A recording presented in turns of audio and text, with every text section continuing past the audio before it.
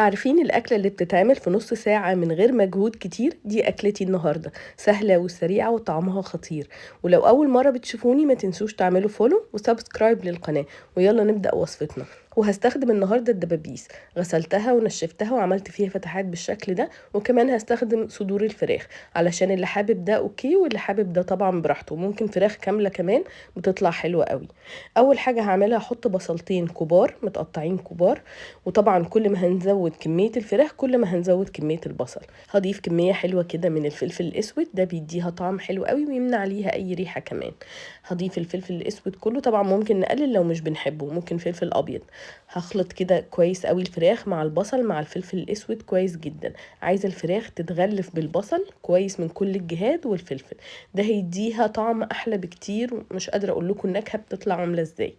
بعد كده هضيف فصوص من الثوم، ممكن نضيف طبعا شرايح بالشكل ده وممكن نهرسه كمان بيطلع حلو. حباها تبقى وجبة متكاملة هضيف شرايح من البطاطس مقطعها رفيع بالشكل ده. لو هتقطعوها اكبر من كده اسلقوها نص سلقة الاول.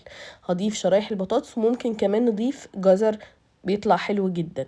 وبعد كده هضيف واحد حار، ده اختياري بس بيدي الاكله نكهه حلوه قوي. ومقطعه هنا شرايح طماطم مش كتير بس بحب اضيفها كده على الوش، بتديها برضو طعم حلو جدا. وهنضيف عصير ليمونه كامله، دي خطوه مهمه جدا عشان نمنع اي ريحه للفراخ، خصوصا ان احنا ما شوحناهاش الاول. هضيف عصير ليمونه كامله كويس جدا، دي خطوة ما ينفعش نستغنى عنها. واخر مكون وهو ده النهاردة بطلنا في الوصفة هو الزيتون. انا استخدمت زيتون مخلي زي ما انتم شايفين ومقطعاه بالشكل ده. لو حابين تستخدموا زيتون كامل براحتكم طبعا، بس الزيتون ده بينقل الصينية في حتة تانية خالص، بيخلي طعمها خطير. التوابل النهاردة بسيطة، ملح وفلفل 7 بهارات بابريكا مدخنة. وانا ضفت كركم كمان، ده اختياري بس بيديها لون وطعم حلو وفايدة كمان. خلاص كده صينيتنا جاهزة، هنبدأ نقلب كله مع بعضه كويس. عايزة اقول لكم ان انتوا ممكن تضيفوا اي خضار تاني بتحبوه، ممكن نضيف كوسة كمان بتطلع حلوة قوي. اخر حاجة بقى رشة زيت الزيتون من على الصينية كلها، ممكن طبعا نستخدم زيت عادي وممكن نستخدم سمنة او زبدة زي ما تحبوا، دي حاجة اختيارية. واخر حاجة النهاردة هي الشوربة، انا استخدمت كوباية واحدة من الشوربة او المرقة برضو المتوفرة عندنا.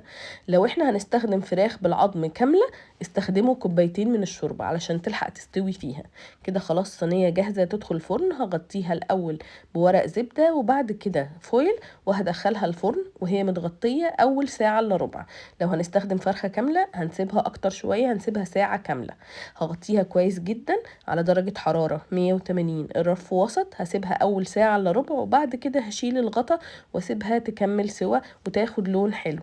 وطبعا لو فرخة كاملة هنسيبها ساعة كاملة متغطية وبعد كده نشيل الغطا.